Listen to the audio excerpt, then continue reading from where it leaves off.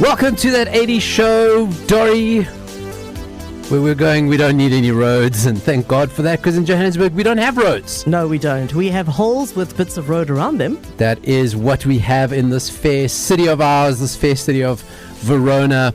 You know what I notice when we do this is that, so right now, Dori can't hear our lovely little synthesized opening track. No, but I know it. I can hear it in my head. You can hear it, but it's like, so I always come in like super hot, like super pumped. Yeah. And like, you're not in the same, like, hears as me, you know. So like, I feel for you because like, I want you to ding, ding, ding, ding, ding, ding. But what it reminded me of is I really hope I took this song out license in perpetuity, or else I owe about 5 years of usage rights. Boring podcast admin. You mean that piece of music? You got to pay for it. Ooh. You got to pay for everything, Dori. I'm pretty sure. And the music library I took it from. Anyway, this is boring We'll take this offline. podcast admin. Dori, this is a little safe space on the internet where we talk about all those things from the 1980s. Fantastic decade. And surrounds, because today I'm going to pop out of the 80s briefly. Oh dear. Yep. Oh dear. Now. But there's method in my madness. Okay, well, you know what? It's better than just madness and way better than methods. Yeah. I like to just stumble into things. So You're Dori, not a method man. shimmy, shimmy, shimmy, yay. Dori, so this, over the past week or so, a lot of stories about Val Kilmer have been popping up into the world and the atmosphere of our lives. Clearly not on my algorithm, because I don't know what you're talking about. Are you for reals? For reals. Jeez, no, I'm getting a lot of Val Kilmer stories. They're all popping up. So, Dori, I'm going to tell you a story that about Val Kilmer, what we know about him subsequently, that is actually going to make you very, very surprised. So, let us take ourselves back to the early 80s. Of course, get it up. Flux capacitor, 88 miles per hour, set early 80s. That's where we're going. Right. And Val Kilmer is kind of new, not a huge star yet, and he gets offered a movie role, right? Okay. Huge movie role. And he's like, oh, okay, tell me about what the movie's about. And he finds out who the lead actress is, and he goes, oh God, I've got a huge crush on her. And once I tell you who the lead actress is, then I'm going to know the movie. So I'm going to keep the details very sparse because you'll guess it straight away. So once, but the lead actress, you go, geez, everyone had a crush on her, right? Everyone still has a crush on her. He goes, I can't do that. I've got a huge crush on her. Then he reads the script and he goes, this is just pure pornography. He goes, I cannot do this movie. And now when we talk 80s pornography, like 80s lewd scenes, 80s like smut scenes. Yeah. I mean, like really, it could be Ewoks. It could be like fucking Honey, I Shrunk the Kids. Like honestly, every 80s movie had some nudity. It did. But when he thinks there's too much nudity, it's borders on pornography for an 80s movie. Yeah. And he goes, so no ways. I have a super big crush on her. The director is one of my all-time heroes. I'm way too shy. I'm way too shy to do this movie. Val Kilmer. Now, we understand he was young. Way too shy to do this movie. This would have been before Top Secret, because you're saying early 80s. So, he turns down the movie. The director then casts in the role of Jeffrey. He gives the role to Kyle MacLachlan. Oh. The actress in question, Isabella Rossellini. The director, he admired David Lynch. Oh my God, Blue Velvet? He turned down Blue Velvet. Now. Okay, but Kyle MacLachlan is Blue Velvet. I'm sorry. I know he is Blue Velvet, but would he have been Blue Velvet? I can't see Val in that role. I just can't see it at all. Listen, things turned out well because the same year he turns it down, then he gets Top Gun. So it's like, okay, yeah. It all worked out in the end. Yeah, because I mean, Blue Velvet, as amazing as it is, very niche cult following, you know, whereas Top Gun, huge blockbuster, massive. Blockbuster. But Val Kilmer turned it down because he was too shy. Can you believe it? I mean, Isabella Rossellini, especially in that movie. OMG. I mean, you definitely got shrinkage. You're definitely blaming the pool if you're shy and Isabella Rossellini, And you she's got a huge going, crush on her. Hit me. Oh, God. Hit me. Dori, we've said we won't do this shit, okay? You promised, although when you do it, we do get the most downloads. So, obviously appealing to the very pornographic side of our audience, I think. So, look, I mean, that whole 4-minute setup was just for me to say Blue Velvet. So, Blue Velvet, in case you didn't get it. Listen, another 80s guy. He's always in trouble. He's always been in trouble. Now he's in serious fucking Andrew Tate brother trouble. Uh-oh. Shit, Jean-Claude Van Damme. Uh-oh. Van Damme, Van lock him up, is facing a disturbing sex complaint in Romania. Now you must know Isn't that where Andrew Tate is? That's what I'm saying. You must know the shit that you're doing. To if the Romanians aren't happy with you. Like, I mean, like, let's not, we stereotype, but East Europeans, Romanians, I know one Romanian, I've met one Romanian in my life. One Romanian, right? I will not tell the details of where I know him. People who know me know where I know him from. One Romanian in my whole life. I've met one Romanian person in my whole life. And he's the kinkiest bastard, you know? I don't know about that, but he committed credit card fraud. He would skim credit card numbers and buy shit. And this is like pre-online stuff. He would then use it because when we still had to use the chuk machine, he would steal the numbers and go use credit. This was before everyone had credit cards. Only a few people had. We had checks. We had checks and goodness. One Romanian. Now, I'm not saying that. I'm just saying based on... One Romanian does not a cliche make. However... 100% of the Romanians I know commits credit card fraud. Okay. But if you're a Romanian listening, I'm sure there's lots of lovely Romanians. Right? But anyway, so there are 6 complaints against Jean-Claude Van Damme. Is that the Romanian Directorate for Investigating Organized Crime, RIDIOC, okay? And terrorism, crime and terrorism, accuses Van Damme of knowingly engaging in sexual relations with women trafficked by the criminal group Moral Bolea, which I assume is Romanian for Andrew Tate. Yeah. It claims that the 64-year-old received 5 Romanian women as a gift in Hawn. What? This is transborder shit, okay? It claims that Van Damme knew that the woman came from traffickers. Let's start unpacking this. He accepted women as a gift. Yeah. Firstly, that's First problem. Very morally reprehensible. Then knows that these women are trafficked and is still okay with them. So the first sign, like I think I'm a good guy. Okay, I don't indulge in weird shit. Somebody presents me 5 women, I'm going to go, that's just too many. I am one man. Yes. Even if I'm Jean-Claude Van Damme, I'm 64-year-old Jean-Claude Van Damme. Yeah. Right? Yeah. We know the dude likes coke. We've heard all the stories. He can do the splits. That's cool. Do you think he can still do the splits? He did in that ad. They said that wasn't CGI. Remember when he was in the trucks? Yeah. I mean, even Jean-Claude Van Damme. Once you can do the splits, you can do the splits. Yeah. Your body's like changed. It just does it. Yeah. Even if you do the splits mistakenly, like I did at someone's bachelor party, I mean, and I can't. Were you doing the Tom Cruise dance from Risky Business and fell? Yeah, one of those things. I can't, be more than 500 meters from a toilet at any time since that day. But the 500 meters is far. It is far, as I've learned to my much to my launderer's detriment.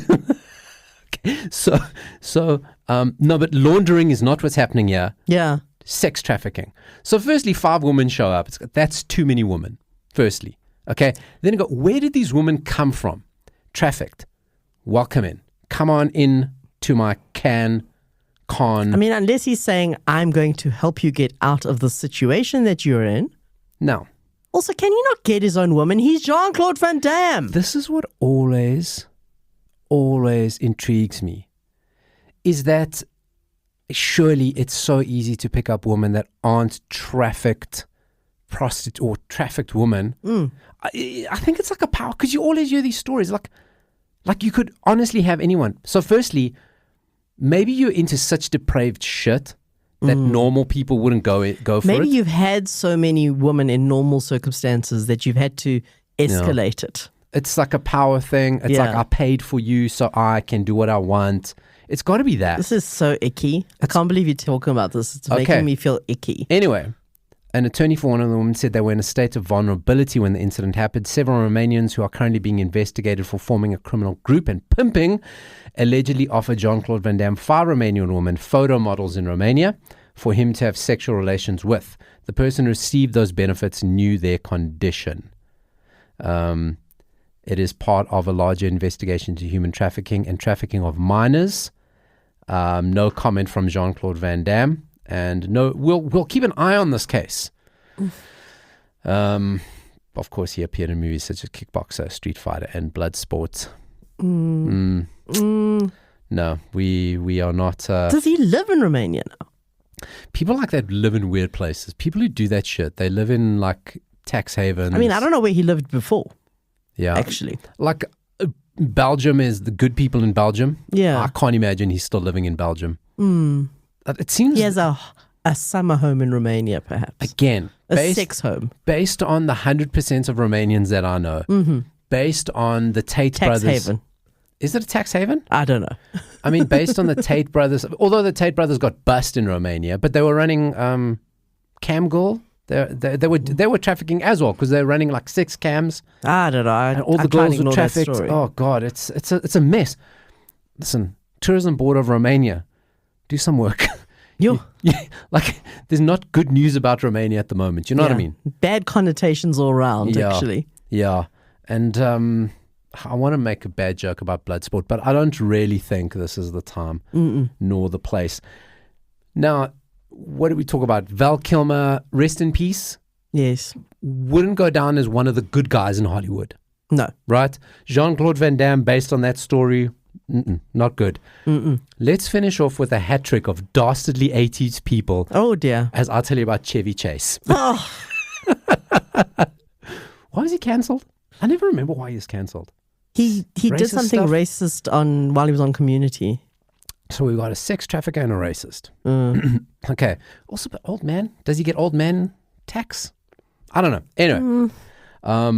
Chevy Chase. So something has been unearthed this week on the Instagram site called Retro Diaries 80. Give that a follow, Dori.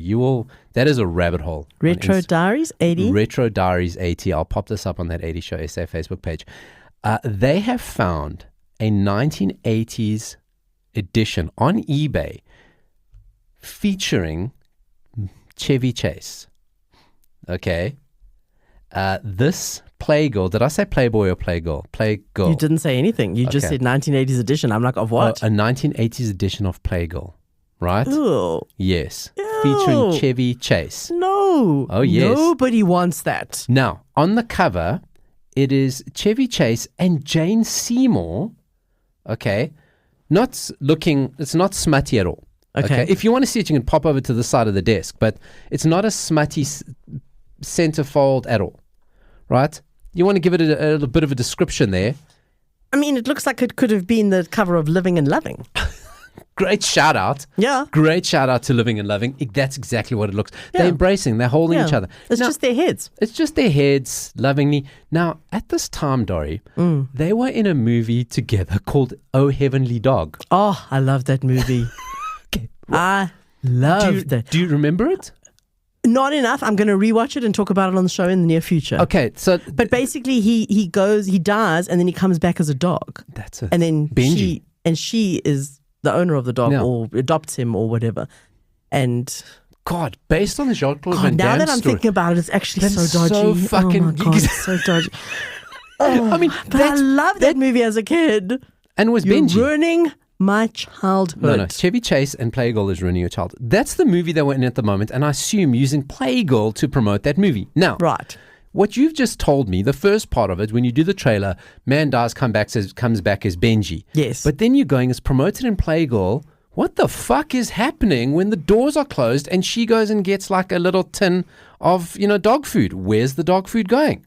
I thought you were going to say peanut butter, but I don't know if everyone's going to get that reference. No, but I get the peanut butter thing. Where are we putting the peanut? Now it's been promoted in PlayGirl. Oh, fuck. I got to go watch Oh Heavenly Dog. Oh, Heavenly Dog. You'll do it more smutty than me, but we know where we're going with this, right?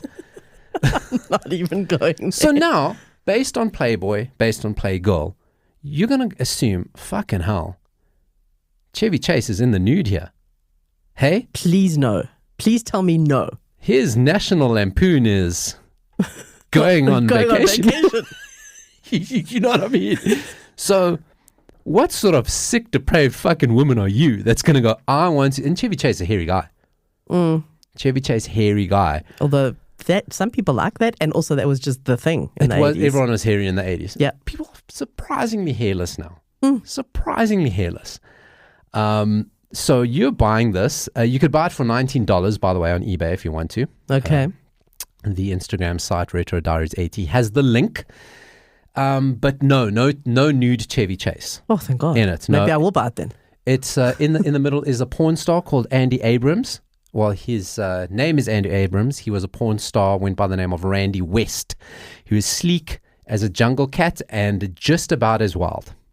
Right? I mean, if you're born with the name Andy, but you become a porn star, you have to change your name to Randy. I know. That's like the law. Or Handy.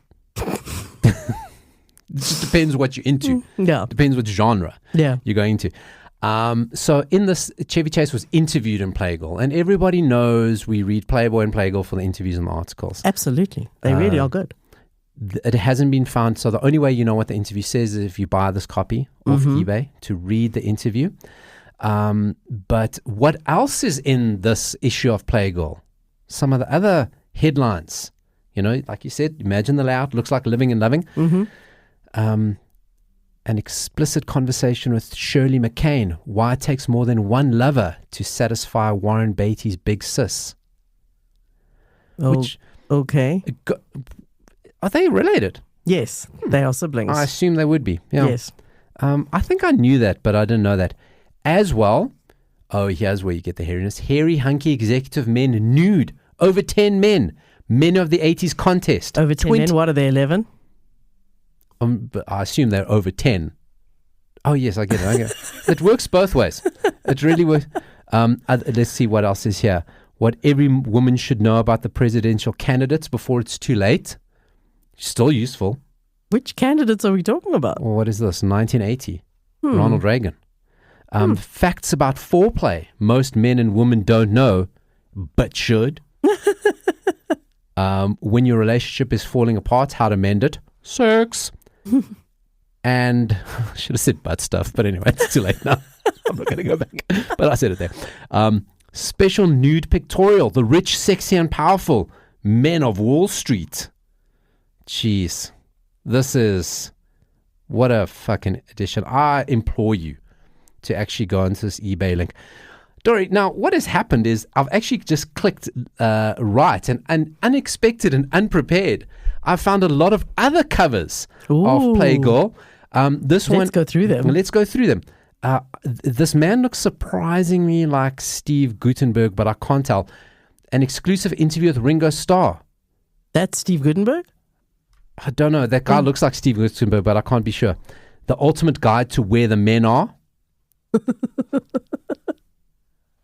How juggling lovers can work for you and your men. You and your men? It's because you're juggling lovers. Okay. Here's another one. Your PlayGirl had a really diverse audience. Kenny Rogers, down home talking with the king of country music. How to meet the right men and avoid the jerks. The brown bag diet saves calories and money too. And how to turn him down without turning him off. Special photo spread, men of the military. Let's do one more. Goldie Hawn. Why all that glitters isn't Goldie. Her struggle to be taken seriously. I can appreciate that headline. How you can snack your way to being skinny. This is so living and loving. No, it's so cosmopolitan. Oh, God. What to do so that you're not at the mercy of any doctor. And then there's a 10-page photo spread. Pick your man for the 80s. 10 gorgeous contest finalists. Oh, that I'd like to see. That I'd like to see. That I'm really into. PlayGirl. Who knew? Yeah. Who knew? So that wraps us up of dastardly gross 80s men. Hey? Good rap. Yeah, good rap. Let's get away from that ickiness and go into our movie recommendations. What we do every week is we talk about movies, music, podcasts. Do we ever talk about books? Not yet. It's multimedia. One day. Ugh. If I ever have time to read a book. Ugh. Yeah. Seem so boring. We did speak about Andrew Ridgeley's autobiography. We did. That was it. Podcasts have overtaken books for me. Yeah, I think so. Yeah. Okay, but anyway, it's a multimedia recommendation. Yes. And we're going to start with Dori. So, Paulo, I did say I was going to pop out of the 80s this week. I'm cheating, but it'll be worth it. I listened to an episode of Smartless where they interviewed John Lithgow. Now. So before there, we haven't had a chance, and it's a very visual thing, and we did pop it up on that 80 Show SA Facebook page, but of course, Smartless, Jason Bateman's one of the hosts. Did you see that ad of Jason Batman? Yes. Fucking hell, that shit is so funny. We did post it back up on that 80 Show. We'll do it again. We'll put it again to remind you. I want to see Bateman. I want to see a full movie where Jason Batman. Of Bateman. Yeah. I really want to see it. Anyway. He's so funny in such a, what's the word? Like just a very Jay Bayish way. Yeah, there's just, it's unique. It's unique. It's Bateronomy. That's the science of it. Yeah. Right. Yeah, that's the Bateronomy. So yes, so I did recently listen to the interview they did with John Lithgow. Right. Great interview. John Lithgow is very funny and also very interesting. Okay. And it reminded me of a series that came out in the 90s, the series that made John Lithgow famous, let's say, aside from all the other stuff he had done. Yes, I think I know where you're going. Of course you know where I'm going. I'm talking about Third Rock from the Sun. Yes. Third Rock from the Sun was so silly and so funny and introduced us to Joseph Gordon-Levitt. So I went down a Third Rock from the Sun rabbit hole because of him. I was watching something on Amazon Prime where he's like a washed up detective, blah, blah, blah, goes to a beautiful island, solves crimes. Okay. And I was like, I'm pretty sure, I knew he was the kid from Third Rock from the Sun, but I wasn't 100% sure. And then I got him confused with the kid from Dazed and Confused. You know, the young kid, the one that they keep paddling and then ends up, anyway. Yes. They both had the same long hair. They did look similar. Yeah, but it's the long hair thing. So anyway, that's neither here nor there, but he has been in my brain recently. Yeah. Well, I'm not talking about Joseph Gordon-Levitt today as much as I'd like to because he is yummy. But I went down, I thought, okay, I can't talk about Third Rock from the Sun because it's from the 90s. Right. But then I went further down the rabbit hole. Ooh, there we go. And I found a lovely, tenuous, and yet wonderful 80s link that I'm going to share with you. Now, this is going to go up on that 80 Show SA Facebook page. Now, you will hear this. Don't say who it is. Let's see if people recognize the voice. Should we do that? Yeah, I mean, not that we're going to know because we're not getting calls to the show. But I'm so fucking excited by the name that I just want to burst out of my skin. But okay, let's play it. Let's give the people what they need. I'm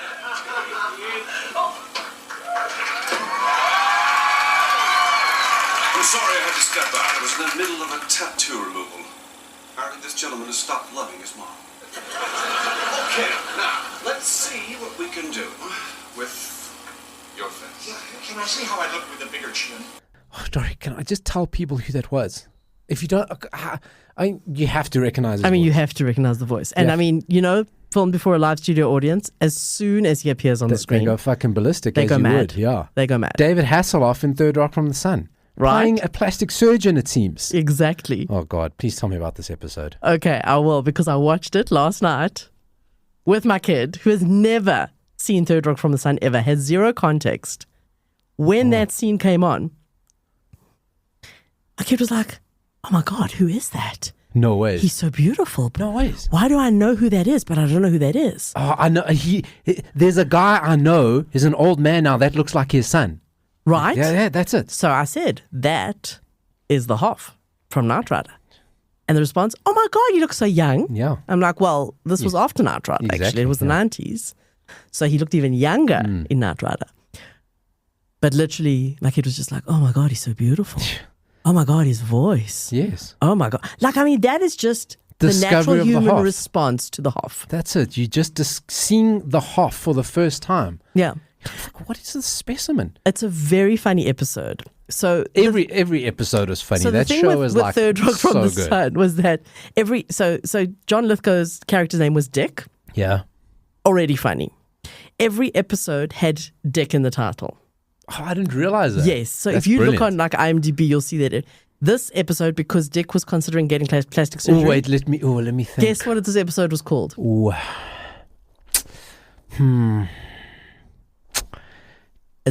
Dick gets Hoff. Get Hoff my dick. Oh my God, it's worse. You're worse than it is.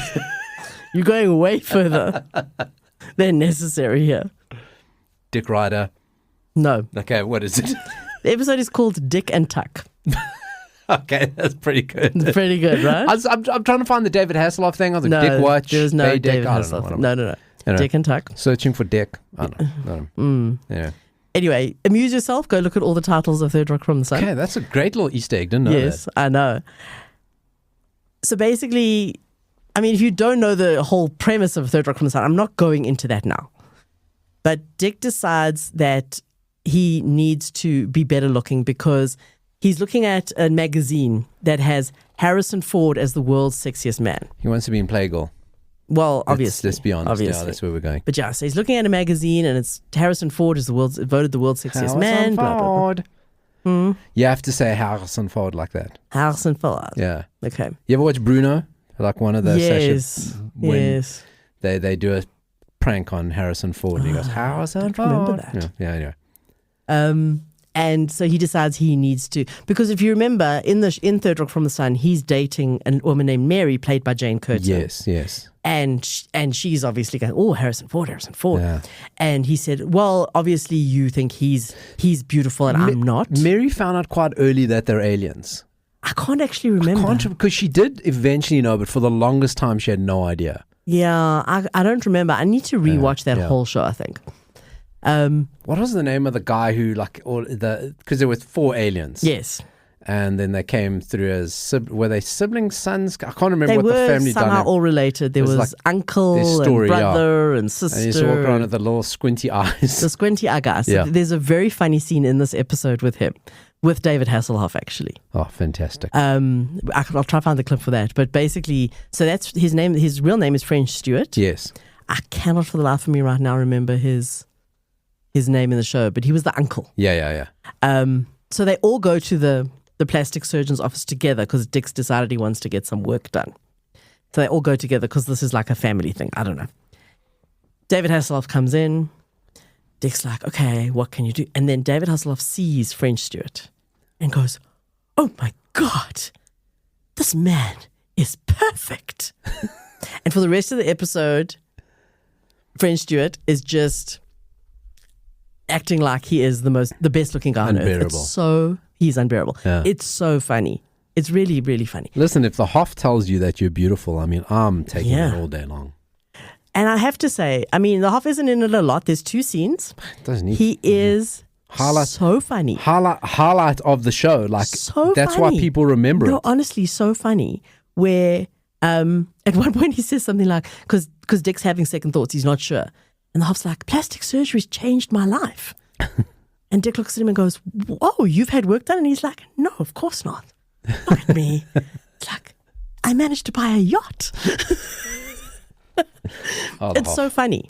It's because really worth He watching. doesn't act. He's just himself. Yes. He And just- he's very funny and very suave. And so, yes, tenuous link. But first of all, I'll take it. That's a good first of all, I mean, even though it's 90s, there's lots of 80s-ness to it.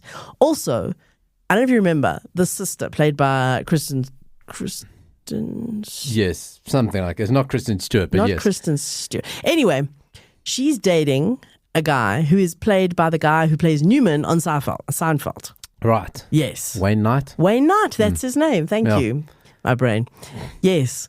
So there's lots of there's lots of great characters and cast. It's a fantastic sitcom. I think it's such a great show. And it was probably theorized in the 80s. Yeah. And just came to fruition in the 90s. Well, I'll take it. I mean, because it follows on from the classic 80s style sitcoms, fish out of water stuff. It's aliens. Exactly. It's kind of like it's like Mork and Mindy, but like Alf and better. Mork. Exactly. Yeah. That's what I'm saying. Yeah. That's what I'm saying, without any gimmicks.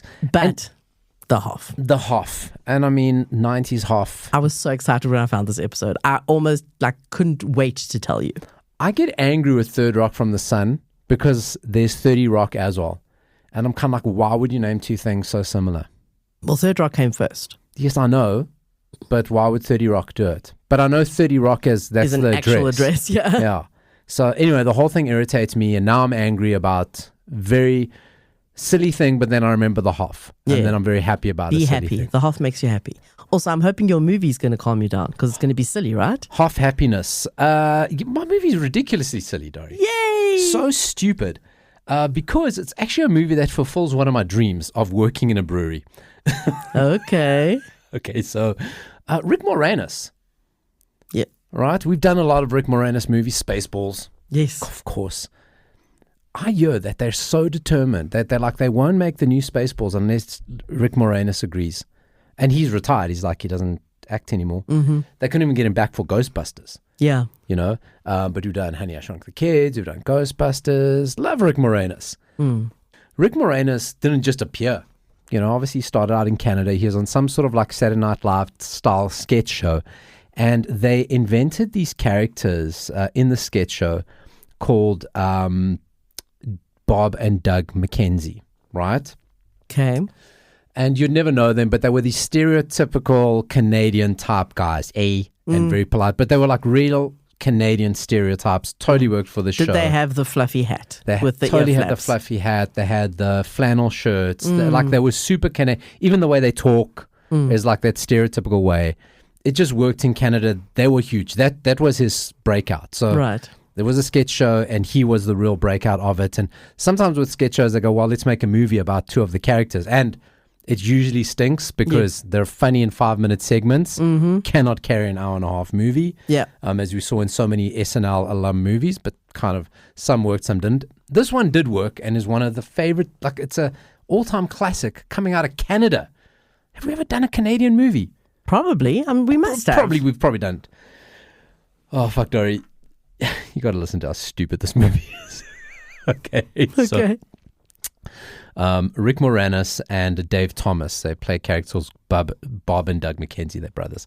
And the movie starts out by them making the sci-fi movie, right? And it's about a super dog and their dog, okay, called Hosehead. Hosehead. Okay.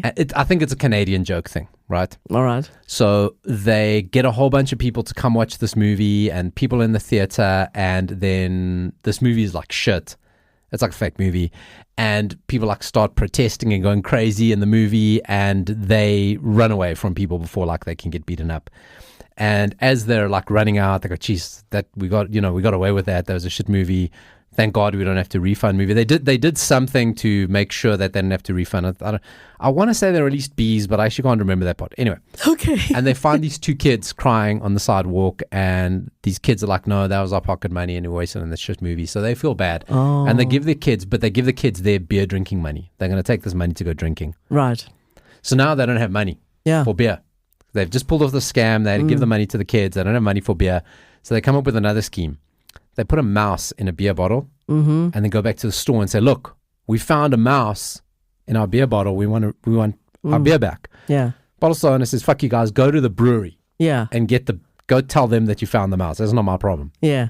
Cool. So now, shenanigans. So they go to Elsinore Brewery. So they get there and there's shit going on at this brewery. The brewery's next to a insane asylum. And the owner of the brewery, he passed away. And his daughter's now running the brewery, but she's been committed to the insane asylum by her uncle, played by Max von Sydow. Oh. Right? Yes. Like he's a big deal. Yes. Who has come up with a scheme to put a chemical inside the beer, right? Right. That is a mind-controlling chemical that is going to be activated by video games and synth music. Okay. right? And they're preparing a shipment of beer to hit the Oktoberfest. Right. And then they're going to control everyone's mind through the beer. Everyone who drinks the beer. Everyone who drinks the beer. But everyone drinks the beer. Everyone loves the beer. They're going to control the whole town's mind through this beer. Okay. Right. Not the world, just the town. Not the world. So somehow Bob and Doug don't worry about how they get a job at the brewery, but they get a job at the brewery. And through all this, they start discovering the scheme. Right. But when they discover the scheme, they then get committed. Right? So then it's whole shenanigans about how they got to get out the insane asylum. They get out, they escape, and now they got to stop the plot with the beer. Right. And it involves so much dumb shit, Dori. Okay, so there is a scene where there's this crazy scene that they're training an army of stormtrooper ice hockey players as their army that is now going to control everybody once they're all mind controlled. So they're going to keep them in check. So everyone's mind controlled by the beer, the synth music, and the video games. Right. Which is actually the father, the original owner of the brewery. His voice has been synthesized and put in the computer. So it's actually his voice that triggers all these hallucinations. And he was a super good guy. Everyone loved him and hates his brother. Do they get into it? No, they don't, because it's a stupid movie. Right. And there's an army of, so they're either all white stormtrooper, they're so stormtrooperish, yeah, but they play ice hockey, and these are the army that is now going to control everybody. So while they're trying to break out, one of the ways they're trying to escape is through a beer vat, because now I said insane asylum is the brewery, and Rick Moranis falls into it, and to stop himself from drowning, he drinks the entire beer vat, and he just gets so huge. So silly. He's drank a beer vat of beer, so he gets the size of the beer vat. Well, you would die. No, but he doesn't. He just has a massive burp. Right. He just burps, and that's one of the ways that it's the whole thing. So now they're out, and they go, right. They go to the police, and they say, listen, here's this whole plot. Of course, the police are in the pocket of the beer. The guy owns a brewery. When you own the brewery, you own everything in a small town. And they say, okay, the only way to do this is because what they discover. Remember I mentioned their dog Hosehead. Right. What they discover is that if a dog drinks the beer, the dog will get superpowers. Oh my God, there's so many elements to this. It's Fantastic. So convoluted. So Hosehead drinks the beer. Uh-huh. He gets superpowers. For some reason that he's black, they paint him like a skunk. So they paint white lines over him. And they give him directions on a map of how to get to the Oktoberfest. He flies to the Oktoberfest. Of course. And for some reason, he gets a Superman cape. Some reason he's got a red cape on when he's flying. When he takes off, he doesn't have a red cape. Right. He has a red cape. Flies in the best 1980s style CGI green screen shit, where it's obviously just the dog lying down. Yes. And they've now put him against the backdrop of the sky. Yeah. Yes, quite right. Yes. And he flies into the Oktoberfest tent. Everybody, they don't go, fuck, it's a flying dog. They go, it's a skunk.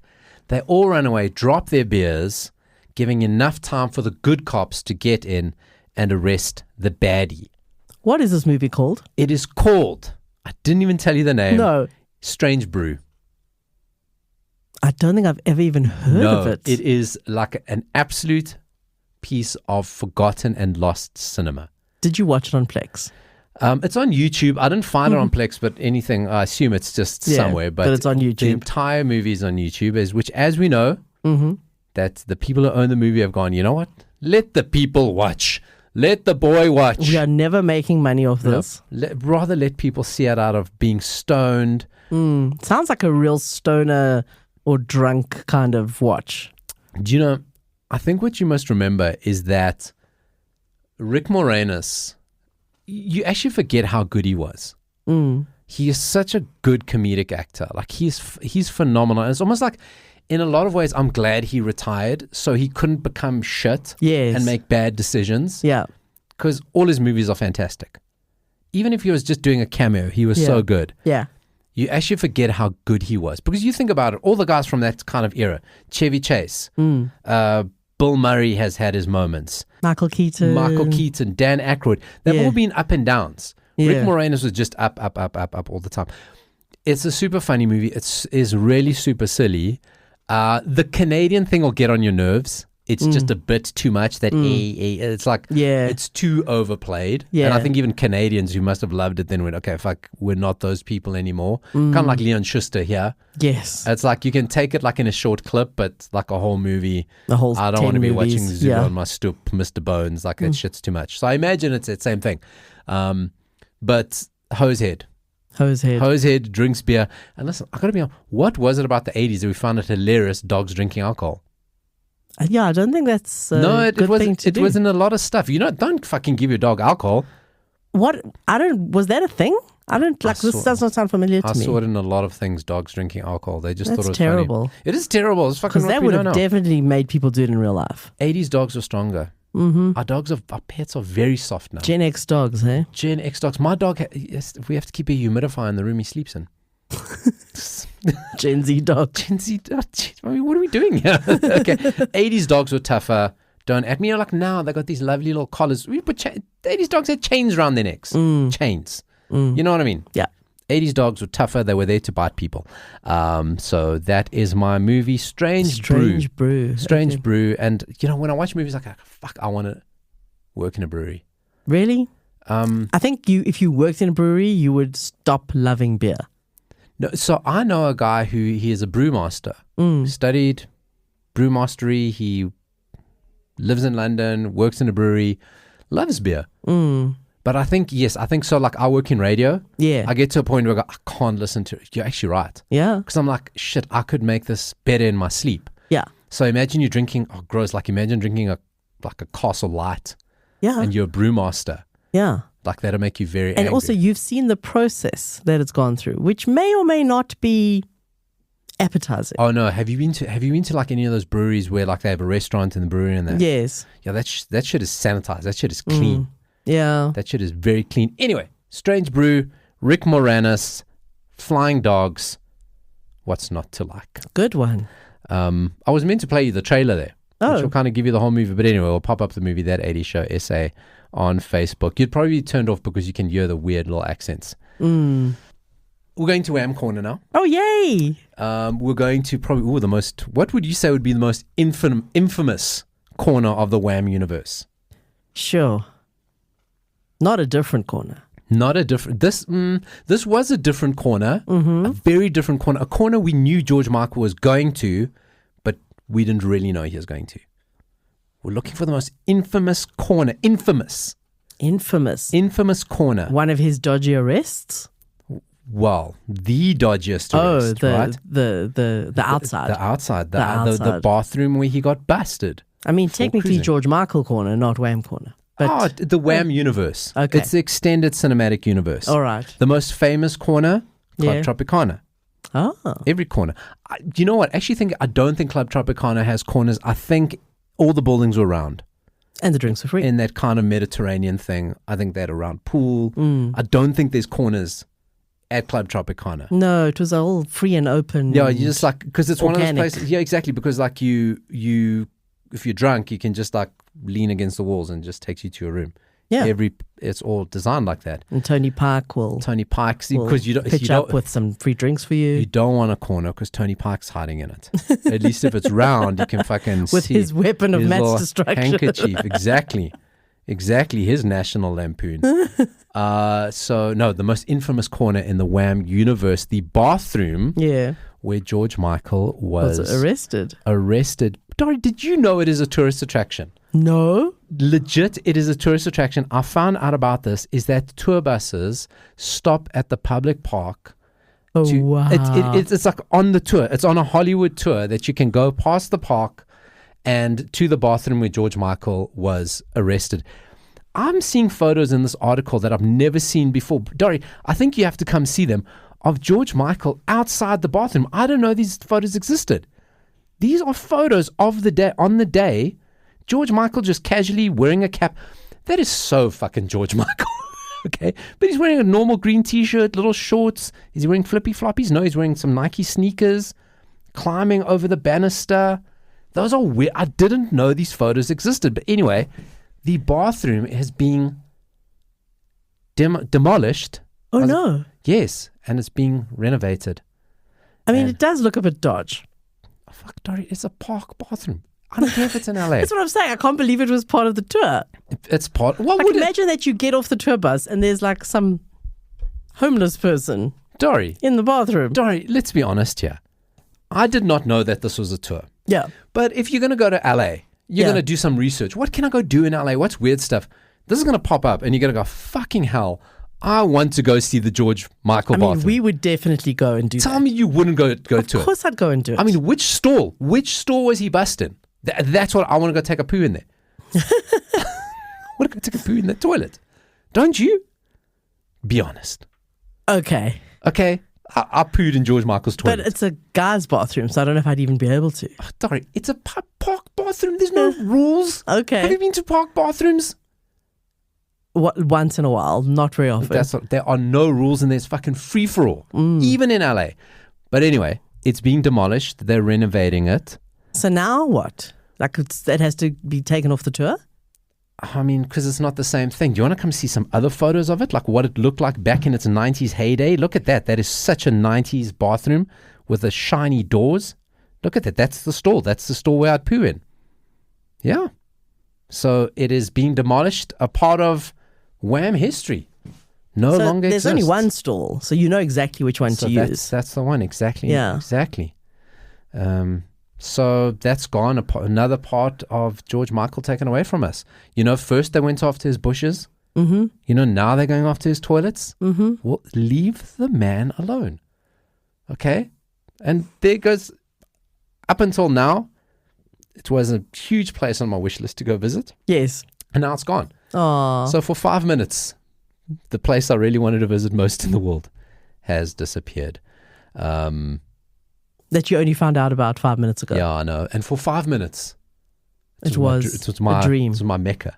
For 5 minutes. Your poop mecca. My poop mecca. Oh, indeed. And now it's all gone. So you'd literally have to go outside. Yeah. And poop in a hole. But they're going to renovate it and then it'll be like... It's not a George Michael It won't be the anymore. same. It won't be the same. You can still see his handprints on the wall. I don't know. Anyway, I'm getting too much into this. You really are. Okay. So, I want to start wrapping up the show, but we never talk about Blue Lagoon. Never. Well, except for the week that we did speak about Blue Lagoon. Okay. Once we spoke about Blue Lagoon, but every time we mention Blue Lagoon, it's always Brooke Shields. Yes. We never talk about Christopher Atkins. No, he was the guy. Don't. I know he was the guy. He was the guy, in case most people won't know. Nothing... He didn't really go on to do anything after that. Except, Dori, he was in 27 episodes of Dallas. Did you know that? No. I found that out. As who? So, Dori, this is a fascinating story. Dallas star Christopher Atkins says he was reprimanded for stuffing his Speedo on camera. Uh-oh. And he reveals if he actually did. So he said, of course, he was in Blue Lagoon. He was of age. Brooke Shields wasn't. That's, I think, why we don't talk about Blue Lagoon. And, of course, he said he was in that little... He was in the little Reed thing. Little Reed undies. Yeah. And he said, you know, kind of after that, everything he got cast in, people were just casting him to be in his undies, right? So in Dallas, he was on a 27-episode arc as a lifeguard, right? And he said that the show's producers made him wear nothing but tiny swim trunks for the entire run that he was on. He said, however... He did get a note from the network saying, please stop stuffing your Speedo.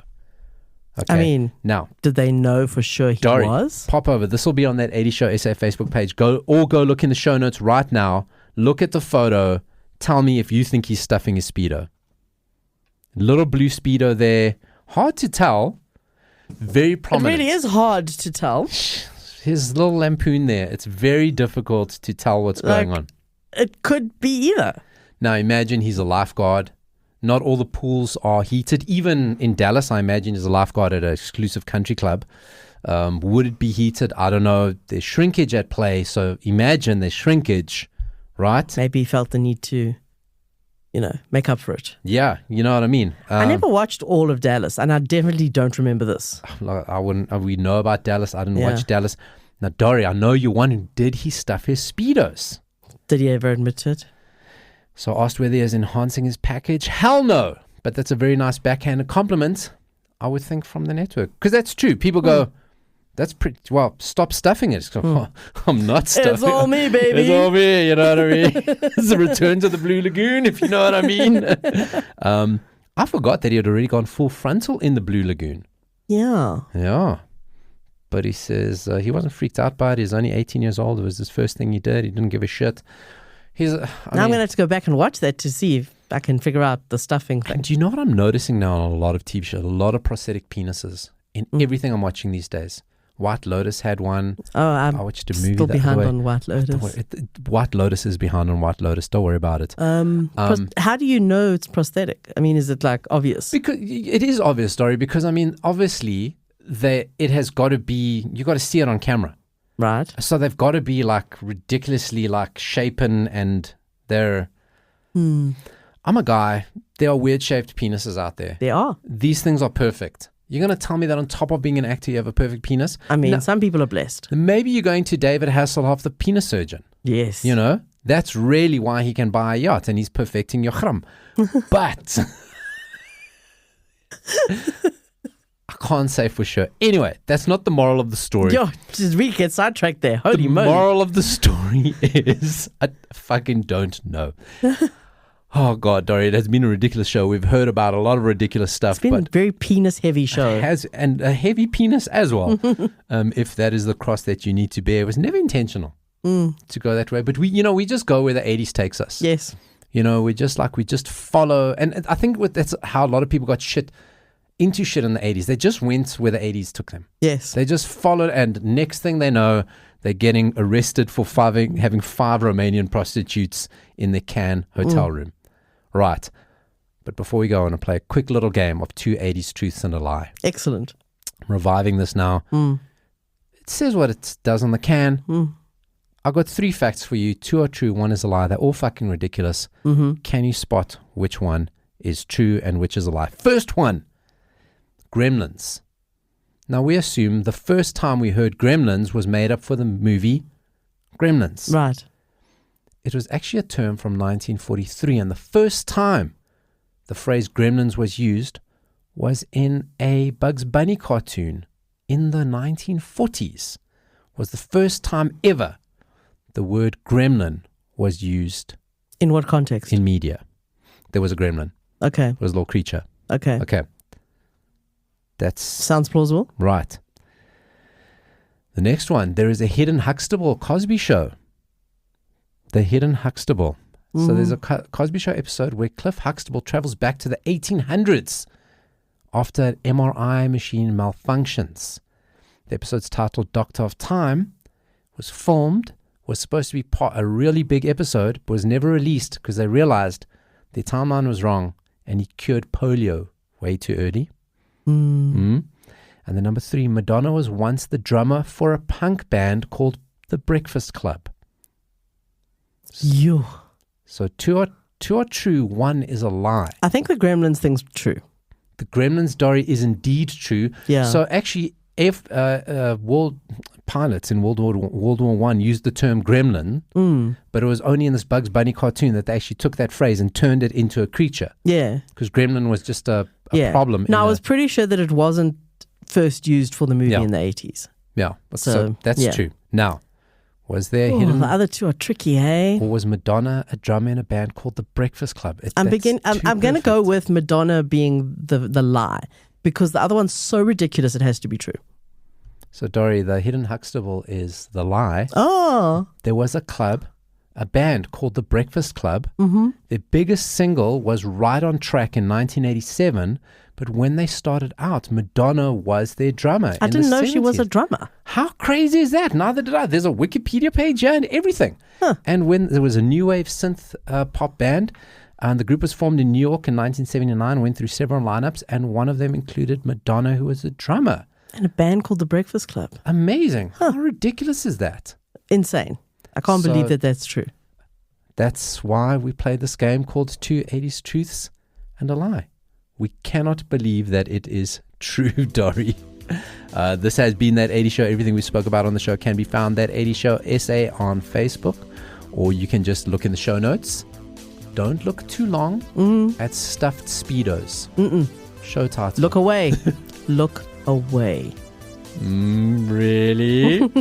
Favorite thing you heard in the show today, Dori? Sure. So many things. So many things. I'd have to think back to what I actually heard on the show today. I remind you. Yes, remind me. Blue Val-Vet. Oh, God. Okay, that's it. Jean-Claude Van Damme. Chevy Chase. Definitely and not the Jean-Claude Van Damme. Let's go with Val-Vet. I love that pun. Mm-hmm. That's what we do here on That 80 Show. We're punny. Fun with puns. Thanks for joining me, Dori. Goodbye. Bye.